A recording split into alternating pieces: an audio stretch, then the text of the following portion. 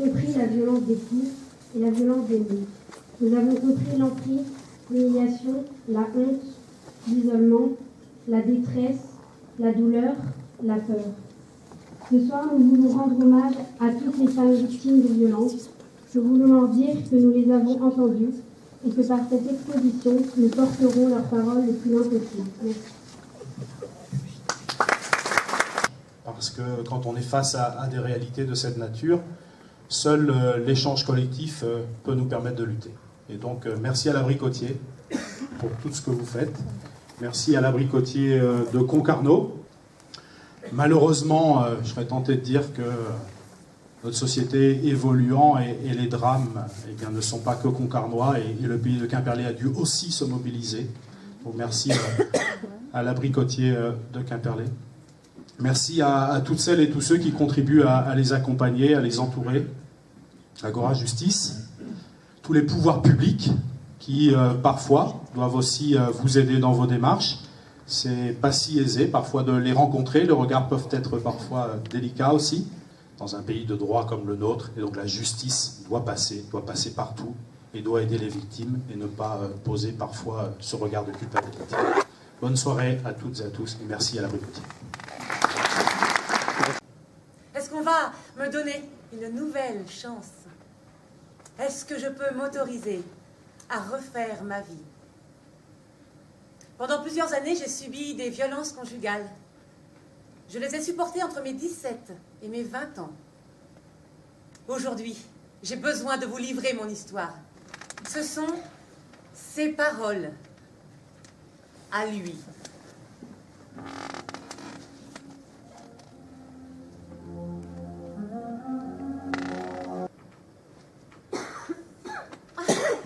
Arrête! Arrête, s'il te plaît, tu me fais mal, tu m'étouffes. Oui, mais pas maintenant, ce soir. Hein, ce soir, promis. Oui, j'aime bien quand tu me touches. Je te dis, mais pas maintenant. Excuse-moi, je ne voulais pas te vexer. C'est vrai, j'ai parfois un sale caractère. Non, une autre personne m'approche. Tu as ta tête de fou. Ton regard me dit que tu es passé de l'autre côté, l'obscur, proche de l'enfer, connecté avec le diable, prisonnier de ce diable en toi. Reviens parmi nous. Débarrasse-toi de cette force maléfique. Je t'aime. Tu es quelqu'un de bien, c'est pas toi qui me frappe. Tu es seulement devenu indomptable à toi-même.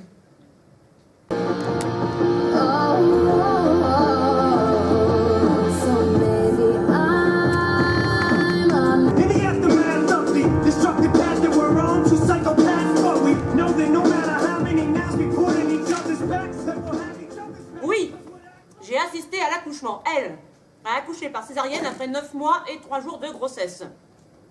Elle voulait que je sois présent pour ce moment. Une femme battue! Battue! Battue, je vous dis! Vous savez pas ce que c'est, femme battue? Se faire cracher au visage, être dans le mensonge, ne pas réussir à partir, se sentir détruite, dénigrée, ne plus savoir où l'on en est, où j'en suis. Je suis pleine de peur, je bouge moins, je parle moins.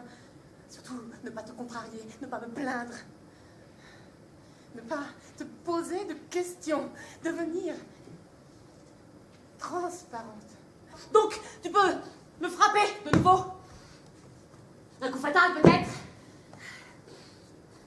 Je suis en danger de mort, j'ai peur que tu me tues. Je ne reviendrai pas, la petite et moi. On reste chez mes parents.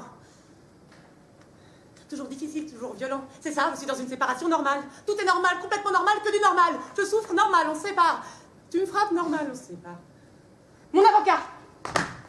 Oui, c'est un enlèvement? Oui, monsieur l'avocat. Un véritable enlèvement? Oui, monsieur l'avocat. Vous savez qu'il n'y a pas plus enlèvement que cette situation? Oui, je sais! Dans la soirée, j'ai bu quelques verres dans des cafés que je fréquente. Ensuite, je suis allée chez moi et j'ai pris la carabine que j'ai enroulée dans une serviette de bain et que j'ai mise dans un grand sac. Je ne veux faire de mal à personne.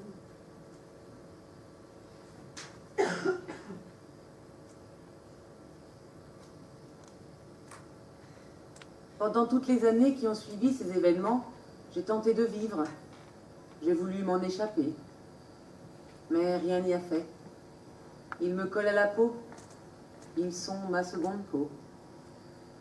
Pourtant, je me suis astreinte à devenir une femme bien, impeccable. Je réussirai à avoir un bon travail. Ma fille fera de bonnes études. Je me marierai avec un homme gentil, on aura des enfants, une jolie maison entourée de fleurs et tout le reste. Mais j'ai tout gâché. Toutes ces années, je ne me suis pas aperçue que ma douleur me rongeait, que je ne mettais pas de mots dessus, qu'en vain, je voulais l'enfouir. Alors j'étais insupportable, suspicieuse, pas aimable, colérique. Tout le monde s'éloignait, toujours plus loin. Je ne comprenais pas pourquoi. Un jour, je souffre plus que d'habitude. Stop. Je dois témoigner, donner forme à mon histoire pour ne plus l'enfouir, pour au contraire la rendre visible. Pour moi et aussi pour toutes ces femmes, pleines de peur, pleines de pleurs.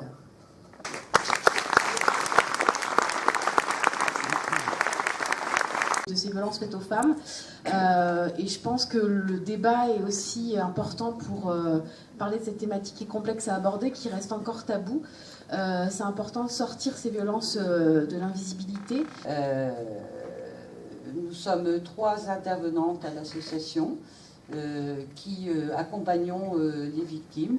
L'association tient un bureau d'aide aux victimes au tribunal de Quimper 2 jours par semaine. Et on reçoit des personnes ou qui prennent contact directement à l'association ou qui viennent au tribunal et nous avons un après-midi, une permanence libre. Parce que dans ma reconstruction, j'ai rencontré d'autres femmes qui avaient les mêmes mots pour décrire ce qu'elles avaient vécu que moi et qui avaient eu les mêmes obstacles pour s'en sortir.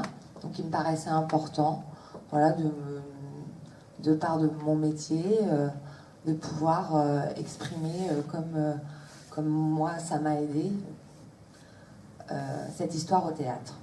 Donc ça peut être des femmes, ça peut être des hommes qui sont victimes de violences dans la sphère intime et conjugale, quoi. Donc on intervient en urgence. On a copié-collé ce que faisait Concarneau, c'est-à-dire l'intervention en urgence par une écoute, une disponibilité 24 heures sur 24. Parce que dire que mon père était mort dans ces circonstances, c'était pointer du doigt vers moi. Et en fait, il y a même on me culpabilisait et je comprends vraiment son silence. Je le comprends vraiment. Je sais pas quoi vous. Beaucoup de femmes, il est impossible d'avouer à des collègues ou à leur famille la honte qu'elles vivent et la culpabilité qu'elles ressentent. Donc c'est sans doute plus facile de s'adresser soit à des professionnels s'ils peuvent être disponibles, soit à des bénévoles dans des associations, parce qu'il y a cette espèce de distance et d'anonymat. Autant en matière de violence conjugale, le fait que les violences étaient commises ou envers un conjoint, ou un compagnon, ou une compagne, un concubin, etc., ou un ex-conjoint, ex-compagnon, ex-concubin, fait que de toute façon, c'est une circonstance aggravante qui fait que le dossier doit passer en correctionnel et c'est un délit. L'ITT, la notion d'ITT, c'est le temps durant lequel la personne ne pourra faire les actes usuels de la vie courante. En résumé, c'est ce que veut dire l'ITT. L'arrêt-travail, c'est différent puisque c'est la période durant laquelle vous ne pourrez travailler. Déjà, en leur disant que le prince charmant n'existe pas, et puis en éduquant nos enfants, qu'on ne lève pas la jupe d'une fille dans la cour, que la fille c'est pas forcément là pour faire la vaisselle, ou déjà ce sera enfin, on avancera, quoi, forcément, les éduquer autrement, sur un pied d'égalité, quoi. À un moment donné, il faut que ces femmes, il faut que cette parole, on la multiplie, on la mette partout. Il faut que ces paroles, faut qu'on en parle pour que ces femmes libèrent la parole. Pour que ces femmes se sentent autorisées à parler. Je pense que c'est ça. Il faut qu'elles se sentent autorisées. Et c'est vrai que souvent, après le spectacle, moi j'ai des femmes qui viennent me voir et qui me disent « Ah bah là, je vais oser le dire parce que c'est pas honteux en fait. On peut dire ses émotions, on peut dire qu'effectivement, on a été battu. Ouais, on peut le dire, ouais. Et c'est pas honteux. Mais ô combien je comprends ce que vous avez vécu et ce que vous vivez. Et c'est pour ces femmes-là que je parle aujourd'hui parce que moi j'ai la chance d'être vivante.